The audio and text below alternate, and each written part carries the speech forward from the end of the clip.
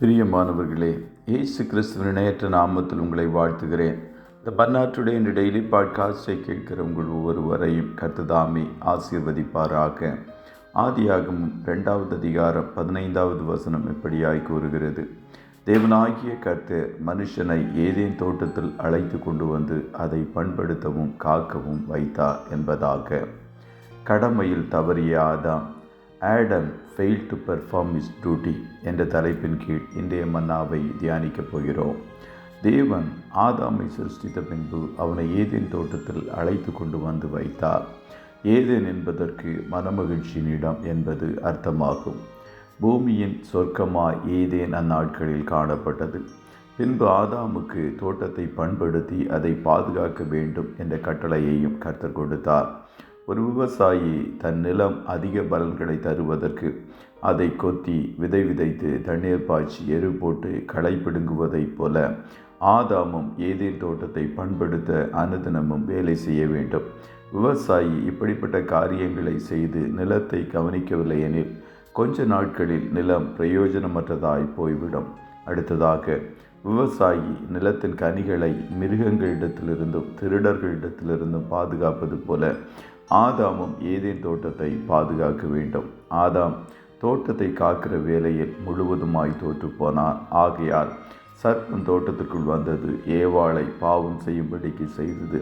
பின்பு ஆதாமும் பாவம் செய்தான். அது நிமித்தம் ஆதாமுக்குள் பிறக்கிற அத்தனை பேரும் பாவத்தில் பிறக்க வேண்டியதாயிற்று. கர்த்தருடைய பிள்ளைகளே, நம் தனிப்பட்ட வாழ்க்கை ஒரு தோட்டத்திற்கு ஒப்பாக காணப்படுகிறது.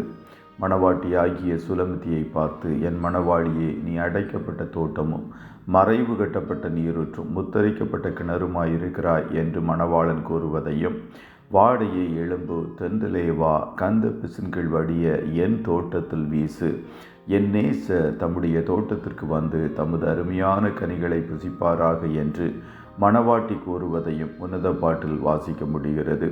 நம் தனிப்பட்ட ஜீவியத்தை நல்ல பழக்க வழக்கங்களால் பண்படுத்தி எதிரி நுழையாதபடி பாதுகாத்து கொள்ள வேண்டும். அதுபோல குடும்ப வாழ்க்கை என்பதும் ஒரு தோட்டத்துக்கு ஒப்பாக காணப்படுகிறது.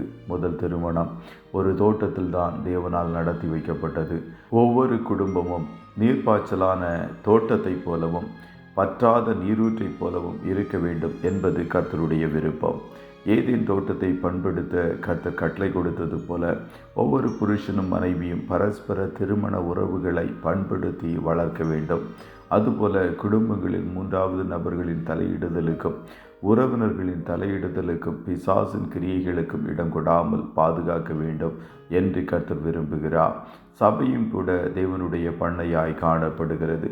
ஒரு பண்ணையில் மரஞ்செடி கொடிகள் வளர்ந்து கனி கொடுப்பது போல விசுவாசிகள் கர்த்தரில் வளர்ந்து சுவையான கனிகளை கொடுக்க வேண்டும். நமக்குள் காணப்படுகிற அன்பின் ஐக்கியத்தையும் சகோதர சிநேகத்தையும் பண்படுத்தி வளர்க்கிறவர்களாய் காணப்பட வேண்டும். சபை எல்லைக்குள் சத்துரு புகுந்து விடாதபடிக்கு விசுவாசிகள் மதிலாய் காணப்பட வேண்டும்.